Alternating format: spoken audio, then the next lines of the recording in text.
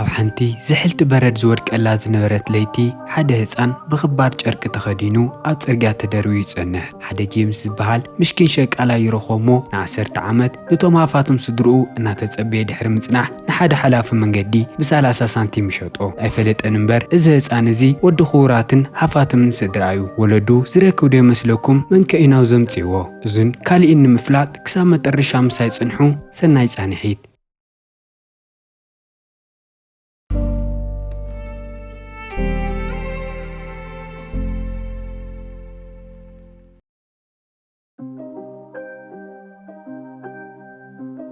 ኣብ መጀመርያ ፊልምና ሓያል በረድ እናወረደ ሓደ ህፃን ኣብ ማእኸል ጽርግያ ተደርቢዩ ንርኢ። ኣብቲ ሰዓት ንሱ ጅሮም ዝተባሃለ ሰብኣይ ካብ ገዝኡ ወፂኡ ንስሩዕ እናኸደ እንከሎ በቲ ከባቢ ክሓልፍ ንዘ መንገዲ ዝተደርበየ ህፃን ይሪኦ። እዚ ምንም ከይመሰሎ እናሰሓቐ ነበረ ህፃን ተኲሩ ይሪኦ። ብኽባራት ክዳውንቲ ተኸዲኑ ስለ ዝጸንሖ እውን ስድርኡ ሃፋቱም ከም ዝኾኑ ይጠራጠር። ጋእ ሰጋእ ከይበለ እውን እቲ ህፃን ሒዝዎ ንገዝኡ ይምለስ እሞ ንኽትንከባኸቦ ንሰበይቱ ይህባ። ጅሮም ግን ከምዚ ዝገብርሎ ነቲ ህፃን ሓሊሉ ዘይኮነ እቶም ሃፋትም ስድርኡ ክእልሽዎ ሓደ መዓልቲ ክመፁ እዮም እሞ ብዙሕ ቅርሺ ከፍሎም እየ ብዝብል ተስፋ እዩ። ብዝሕዝን መንገዲ ግን ዓመታት ሓሊፉ ነቲ ህፃን ክወስዱ ዝመፁ ስድራዊት ኣይነበሩን። ንዚ ኩሉ ዓመታት ክዕብዮ ዝፀንሐ ጅሮም እውን ዋላ ሓንቲ መዓልቲ እቲ ዝምንዮ ነበረ ቅርሺ ከይረኸበ ይተርፍ። እቲ ህፃን እውን ን10 ዓመታት ብዘይምቁራፅ ምስ ኣዲኡ ኣብ ናይ ፍራንስ በረኻታት ኣብ እምባ ይሰፍር ነይሩ። እታ ሰበይቲ ግን ሓንቲ መዓልቲ እቲ ሓቂ ነጊራቱ ይትፈልጥን። ንሱ ትኽክለኛ ኣዲኡ ምዃናን ንሱ ትኽክለኛ ወዳ ምዃኑን እዩ ዝፈልጥ። ኣዲኡ ነቲ ቆልዓ ሬሚ ኢላ ጽቡቕ ሽም ክተውፀሉ እንከላ ሬሚ እውን ነታ ዝፈትያ ላሕሚ ሮዜት ኢሉ ሽም የውፀላ። እታ ላሕሚ እውን ኩሉ ናይ ኣታዊኦም ምንጪ ስለ ዝነበረት ብጣዕሚ እዩ ዝንከባኸባ። ሓደ መዓልቲ ሓያል ማይ ምዝናብ ክሳብ ዝጅመር ብጽቡቕ ህይወቶም ዘሕልፉ ነይሮም። ጅሮም ብናይ ስራሕ ምኽንያት ንዓመታት ናብ ካልእ ዓዲ ገይሹ ድሕሪ ምጽናሕ ንገዛ ይምለስ እሞ ሰበይቱን ሬሚ እንከይፈለጠ እናተንከባኸበቶ ምጽናሓ ብጣዕሚ ይናደድ። ጅሮም እውን እቲ ዝጽበዮ ነበረ ቅርሺ ከይመጾ ስለ ዝተረፈ ተናዲዱ ንሬሚ ኣብ ዕዳጋ ወሲዱ ንዝተወሰነ ሳናት ይሟላ ይኹን ንኽሸጦ ይውስን። ግን ጅሮም ኣይፈለጠን እምበር እዚ ቆልዓ እዚ ካብ ፍሉያትን ክቡራትን ስድራቤት ተወሊዱ ዝመጸ እዩ። ጅሮም ኣብ ህይወቱ ብጣዕሚ ጽቡቕ መነባብሮ ዝነበሮ እምኒ ጸረባይ ኮይኑ ይሰርሕ ነበረ ጎበዝ ሰራሕተኛ እዩ። ግን ሓደ መዓልቲ እንከይተጸበዮ ከቢድ ሓደጋ ይገጥሞሞ ኣብቲ ዝሰርሐሉ ነበረ ቦታ ስሩሑ ክቕጽል ኣይከኣለን። ስሩሕ ንምቕጻልን ንውሱ ንምሕዋይን ንሰበይቱ 400 ሳንቲም ንኽትሰደሉ ደብዳቤ ይጽሕፈላ። ግን እቲ ዋና ችግር ጅሮም ተጎዲኡን ስሩሕ ቋሪጹን ጥራይ ምንባሩ ዘይኮነ እቲ ዝሰደዶ ህሎ ቅርሺ ኣብ ዝረብሕን ዘይረብሕን የጥፍኦ ምንባሩ እዩ። ግዜ ብዝሓለፈ ቁፅሪ ጅሮም ዝሓቶ ቅርሺ ልዕሊ ዓቕማ ምዃን ይጅምር እሞ እታ ሓንቲ ናይ ኣታዊት ምንጮም ላሕማ ክትሸይጥ ትግደድ። ግን እሳ ተሸይጠዋላ ህይወቶም ከም ትሕልፍ ክቕጽሉ ወይ ከኣሉን። ሓደ መዓልቲ እውን ነገራት ክፈትሐ ብምባል ጅሮም ንሰበይቱ ንሬሚ ሒዝዮ ንኸተማ ክኸይድ ኢሉ ብበዝሕ ልመና ይእምና። ንሳ እውን ኣሚናቶ ጅሮን ሬሚ ዝፈትየሎ መሲልዋ ፈቓደኛ ኮይና ብሓደ ንከተማ ትሰዶም። ሬሚ ጅሮን ኣብቲ ከተማ ሸይጥዎ ክምለስ ከም ዝሓስብሉ ከይፈለጠ ሱቕ ኢሉ ደድሕሪኡ ይኸይድ። ጅሮም እንታይ ከም ዝሓሰበ ምስ ተረድኦ ካብ ኢዶም ሊጡ ይጎይ እሞ ጅሮም ምስቶም ካልኦት ሰባት እናሰዓብዎ ናብ ሓደ ባር ይኣቲ። እቲ ጭቕጭቖምን ብሓደ ቪትሌስ ዝተባሃለ ተጓዓዛይ ኣርቲስት ይቋረጽ። ቪቴሌስ እውን ካፕ ዝበሃል ከልብን ላቭሊ ዝበሃል ዋዓግን ኣለውዎ። ናይ ሬሚን ጀሪሜን ጉዳይ ብደንቢ ገይሮም ዝተረድአ እውን ንሓደ ዓመት ሙሉእ ተኻርዩ ምስኡ ንኽወስዶ ንጅሮም ይነግሮ። ንቕርሺ ዓብዪ ጻምእ ዝነበሮ ጅሮም እውን እቲ ጉዳይ ንኽሓስበሉ ግዜ ከይወሰደ ተጓዩ ፍቓደኛ ይኸውን። ምሽክናይ ሬሚ እውን ከምዚ ኢሉ ኣብ ቅድሚ ኩላቶም ሰባት ምስ ዘይፈልጦ ሰብ ብ30 ሳንቲም ተሸይጡ ይኸይድ። ስለ ዘይፈልጦ ሓዲግዎ ንኸይሃድም እውን ቪቴሊስ ንሬሚ ብቁልፉ ገይሩ ኣስጢሙ ኢዱ ይኣስሮ። ከምዚ ኢሉ እውን ሬሚ እታ ዘዕበየቶ ዝፈትዮ ኣዲኡ ክሰናበት ዕድል ከይረኸበ ምስቲ ጋሻ ሰብኣይ ይኸይድ። ካብቲ መዓልቲ እሱ እንዳሓር እውን ሬሚ ብዘይፈልጦ ሰብኣይ ኣብ ፍራንስ ጉዕዞ ይጅመር። ሓደ ምሸት ትጉዕዝ ውዒሎም ኣብ ሓደ ቦታ ምስ ዕረፉ ግን እቲ ሒዝዎ ነበረ ሰብኣይ ብጣዕሚ ደኺሞ ስለ ዝነበረ ሬሚ እታ ዝኣሰረቶ ቁልፊ ፈቲሑ ክምልጥ ይሙክር። ግን ቬታሌስ ክኸይድ እንከሎ ስለ ሰምዖ ተሲኡ ይሕዞ። ቀሲሉ እውን ቬታሌስ ንሬሚ ኣነ ንህይወትካ ንኽትጅምር ካልኣይ ዕድል እየ ዝህበካ ኣለኹ፣ ከም ጸላኢኻ ይትርኤኒ ንዓኻ ፈታዊ ኸያየሉ ይረድኦ። ሓደ መዓልቲ እውን ሬሚ ኣብ ሓደ ቦታ እናሰርሑ እንከለዉ እናደረፉ ይሰምዖ እሞ ቪታሌስ ብናይ ሬሚ ድምፂ ብጣዕሚ ይምሰጥ። ድሕሪ ዝተወሰነ ግዜ እውን ቪታሌስ ንሬሚ ጽቡቕ ተንከባኻቢ ሰብ ምዃኑ ብደንቢ ገይሩ ይርዮ። ምክንያቱ ሓድሽ ክዳውንትን ጫማን ገዚኡ ድምፁ ከመይ ገይሩ ብደንቢ ከም ዝጥቀመሉ እውን የምህሮ። ካብኡ ሓሊፉ እውን ሬሚ ሃርፕ ምጭዋትን ምንባብን መጽሓፍን ይኽእል። እሱ ብደንቢ ገይሩ ምስ ከኣለ እውን ነታ ቀደም ተዕብዮ ዝነበረት ኣዲኡ ደብዳቤ ምጽሓፍ ይጅመር። ኣዲኡ እውን ብዛዕባ ጉዕዝኡ ብዙሕ ዝተፈላለዩ ነገራት ክትሰምዕ እንከላ ንናይ ወዳ ሓድሽ ህይወት ብጣዕሚ ትሕጎስ፣ ብውሽጣ ዋላ ብጣዕሚ ትናፍቆ። ሓደ መዓልቲ እውን ቪታሊስ ንሬሚ ትኽክለኛ ሚስጥሩ ይነግሮ። ኣብ ቁልዕነቱ ኣብታ ሃገር ዝፍለጥ ናይ ቫዮሊን ተጫዋቲ ከም ዝነበረ ይነግሮ። ግዜ ብዝሓለፈ እውን ሬሚ ኣብታ ዓዲ ብጣዕሚ ጎበዝ ደራፊ ምዃን ይጅምር። ሬሚ ምድራፍ ክጅምር እንከሎ እውን ኩሉ ነጋዳይን ሓረስታይን ጠጠው ኢሉ እዩ ዝሰምዖ። ኣብታ ሃገር ፍሉጣት እናኾኑ ስለ ዝመፁ እውን ሓደ መዓልቲ ንሓንቲ ጓል ሃብታም ቆልዓ ንልደታ ንኽደርፉላ ናብ ጃልባ ይዕደሙ። ኣብቲ ኣጋጣሚ ንሱ እውን እዩ ሬሚ ንሊዝ ዝተፋለጣ። ሊዝ ኩሉ ዝተማልአላ ጽቡቕ ህይወት እትነብር ቆልዓ ዋላ ትኹን ደኣ እምበር እግራ ሕማም ስለ ዘለዎ ካብ ዊልቸር ክትለዓል ኣይትኽእልን። እቶም ክልተ ቆልዑት እውን ምንም ግዜ ከይጥፍኡ ብጣዕሚ ዝተቐራረቡ ማሓዙት ይኾኑ። ኣዲኣ ንሊዝ እውን መጫወታ ወዲ ረኺባ ተሓጒሳ እናተጫወተት ክትርአ እንከላ ብጣዕሚ ትሕጎስ። ግን ብዙሕ ከይጸንሐ ቪታሊስ ብፖላዊስ ይእሰር። ምክንያቱ ኣብታ ሃገር እንስሳት ዝኾነ ዓይነት ምርኢት ክቕርቡ ይፍቀደሎምን። ናይ ቪታሊስ ዋዓግን ከልብን እውን ኣብቲ ምርኢት ታራ ስለ ዝነበሮም ከም ገበን ተቖፂሩ እቶም ፖላዊስ ይወስድዎ። ቪታሊስ ኣብ ዝተኣሰረሉ ሰዓት ሬሚ ዝንከባኸቦ ሰብ ስለ ዘይነበረ እውን ምስቶም ሃፋትም ስድራ ምስ ሊሳ ይጸንሕ። ቪታሊስ ተኣሲሩሉ ናብ ዝነበረ ኣዋርሒ እውን ናይ ሊዝ ኩሉ ግዜ መሐጎሲ ምክንያት ሬሚ ይኸውን። ምሕዝነቶም ዝበለጸ እናወሰኸን እናሰጠመን ምስ መጸ እውን ታሪኹ ኩሉ ነገር ንሊዝ ይነግራ። ህፃን ኮይኑ ጅሮን ክረኽቦ እንከሎ ተኸዲንዋ ዝነበረት ዓይነት ጨርቂ እውን ንሊዝ የርእያ። ግዜ ሓሊፉ ቪታሊስ 2 ወርሒ ተኣሲሩ ምጸንሐ ይፍታሕ እሞ ንሬሚ ክረኽቦ ናብቲ ገዛ ይመጽእ። ኣዲኣ ንሊዝ እውን ንቪሊትስ ንምሳሕ ትጋብዞ እሞ ንሬሚ ናይ ጓላ ናይ ግሊ መስተኣናጋዲ ክትገብሮ ከም ዝደለየ ተፍልጦ። ቪታሊስ እዚ ምስ ሰምዐ ንሬሚ ጽቡቕ መነባብሮ ከም ዘህልዮን ኣብ ጽቡቕ ኢድ ከም ዝዓብን ርግጸኛ ይኸውን። ግን መጻኢኡ ባዕሉ ክውስነሉ ስለ ዘይደለየ ንሬሚ እንታይ ከም ዝደሊ ንኽመርጽ ዕድል ንኽህቦ ይነግራ። ሬሚ እውን እቲ ጽቡቕ ምቾት ዘለዎ ህይወት ገዲፍካ ንምኻድ ንእሽተይ ይችገር። ልዕሊ ኩሉ ዝፈትዮ ነገር እንተሓልዩ ግን ምስ ቬልቴስ ዓለምና ዘርካ ምርኣይ ስለ ዝነበረ ምስኡ ይኸይድ። ይኹን ደኣ እምበር ቬልቴስ ኣብ እስር ቤት እንከሎ ሓደ ከቢድ ሕማም ዘለዎ ሰብ ምስኡ ተኣሲሩ ነይሩ። እቲ ሕማም ብኦቢሉ ናብኡ ስለ ዝሓለፈ እውን ክስዕል እንከሎ ደም ምጥፋእ ይጅምር።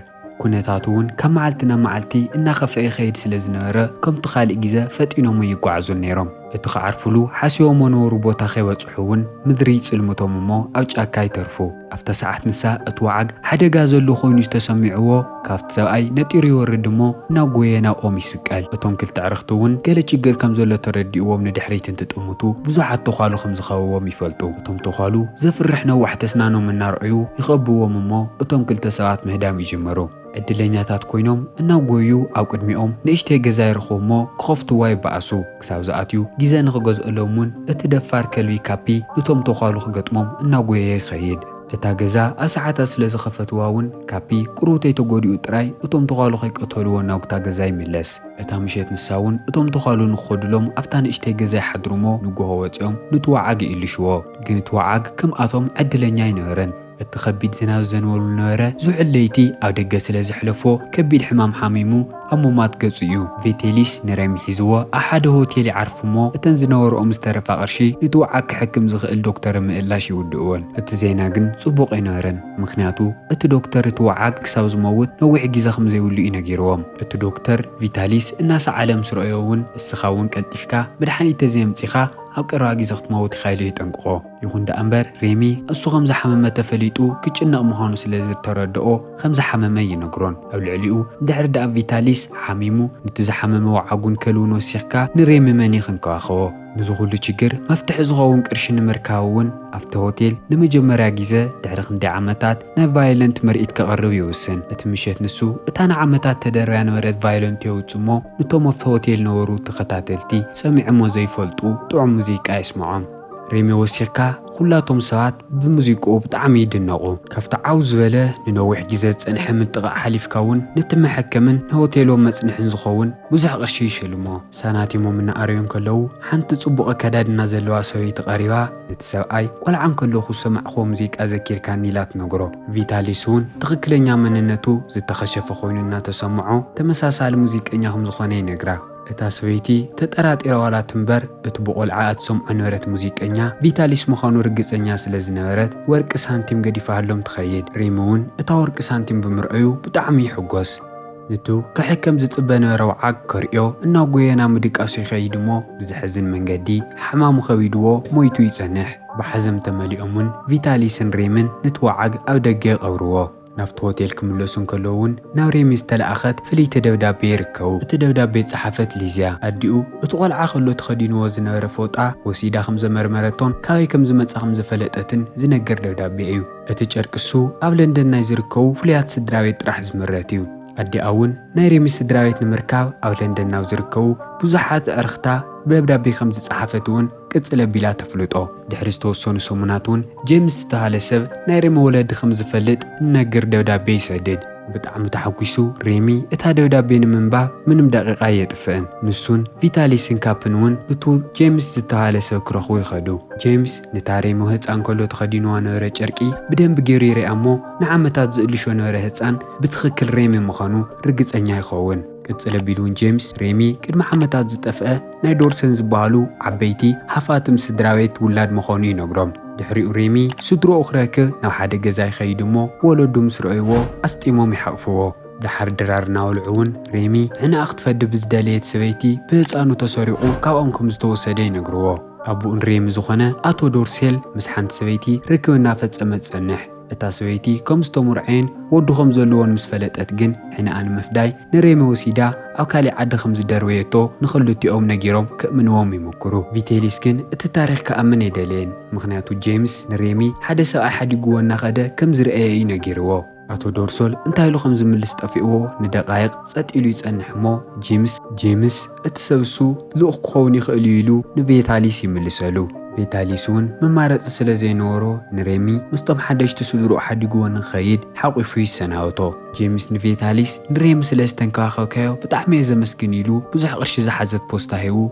ناو غارو يسقلو يفانيو فيتاليس ناخدم سرئيه ريمي ناو غويه ناو كفلي اتمو بزي مقراط مبكاي جمر ليتنسو ريمي كافت قرقورو ناو غوصو ما ينطو سلازنبره كاو دقاسو ينقح شمعة حيزو انتاي كم زنطو خرئي نافت العلي ديومو برد ناورد يرئي ريمي يتحدش غزو انا تخاللنا رئيون كلو قل دس زيل سمعيت نسمعو زي قد اما تسحابي رئمو سحبا بيلو بدن بخفتون كلو ناي سبسن قرصو زحزو بزحات ورقتات يوم اتا خالئي تسحابيت كسحبان كلوون بزحات استدردرو كبارات ناي جوبا ساعتات يركب እቶም ሰዓታትን ወርቂ ስንን ከም ዝተዘረፉ ርግጸኛ ኮይኑ እናተጠራጠረን ከሎ ዞም ዶርሶል ዝበሃሉ ዓሌት ትክክለኛ ወለዶ ከም ዘይኮኑ ይፈልጥ ካድምና ተዳልየው ከሎውን እታ ሰበይቲ መጽያ ብዘፍርሕ መንገዲ ተፈራርሖ ريمي بخندي ጻዕሪ ካፍቲ ገዛ ወጽዩ ኣብ ኣፍ ደገ ክጽሕን ከሎ ጄምስ ምስ ካልኦት ሰባት ኮይኑ ይሕዞ ሬሚ ንጄምስ ኣሚንዎ ስለ ዝነበረ እቶም ሰባት ስድሮ ከም ዘይኮኑን ካልእ ከም ዝሓስቡሉን ይነግሮ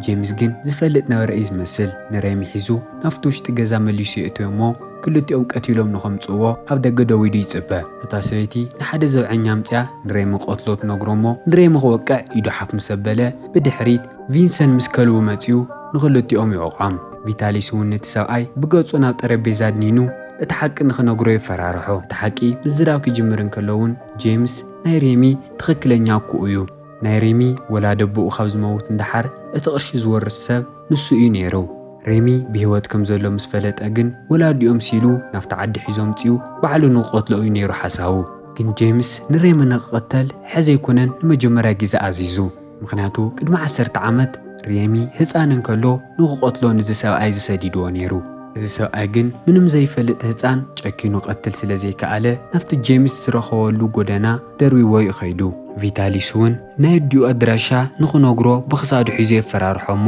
ብዛዕባ ዲኡ ኩሉ ነገር ይነግሮ ቪታሊስን ሬሚን ድማ ናይ ዲኡ ገዛ ንምርካብ እናጎዩ ካፍቲ ገዛ ይወፁ ካፍቲ ገዛ ምስ ወፁ ግን ብሓይሊ በረድ ምውራድ ስለዝጀመረ ብቐሊሉ ክጓዓዙ ይከኣሉን እቲ ከቢድ ብበረድ ዝተመልአ መንገዲ ክጓዓዙ እናሞከሩን ከለዉ ሬሚ ይወድቕ ቪታሊስውን ንተሓደ ዝፎትዮ ቆልዓ ሬሚ ተሸኪሙ ካፍቲ በረድ ክከላኸለሉና ሞከረ ሒዝዎ ይጓዓዝ እቲ በረድ ክሳብ ዝሓልፈሎምን ኣብ ሓደ ቦታ ሓወን ዲዶም ክዕርፉ ይውስኑ ይኹን ዳ እምበር ናይ ቪታሊስ ጥዕና ካፍቲ ዝነበረ ኣመና እናኸፈአ ይኸይድ እቲ ዝቕፅል ንግሆ ሬሚ ካብ ደቃሱ ክንስእ እንከሎ ቪታሊስ ኣስጢሙ ከም ዝሓቆፎ የስተውዕል ንቪታሊስ ከተስኦ ክምክር እንከሎ ግን ምንም መልሲ ክህቦ ኣይከኣለን ተጨኒቑ እናበኸየ ንቪታሊስ ሽሙ ክፅውዕ እንከሎ ዝተወሰኑ ወታደራት ኣብቲ ከባቢ ፀኒሖም ይሰምዕዎ ሬሚ ዕድለኛ ኮይኑ እቶም ሰባት ዋላ ይድሕንዎ ዳ እምበር ሰንኪ ተኸቢድ ጠባይ ኣየር ናብ ኮማ ይኣቲ ድሕሪ ዝተወሰነ ግዜ ካብ ድቃሱ ክነቅሕ እንከሎ ብረጒድ መሞቕ ኮቦርታ ተኸዲኑ ይጸንሕ እቲ ከባቢ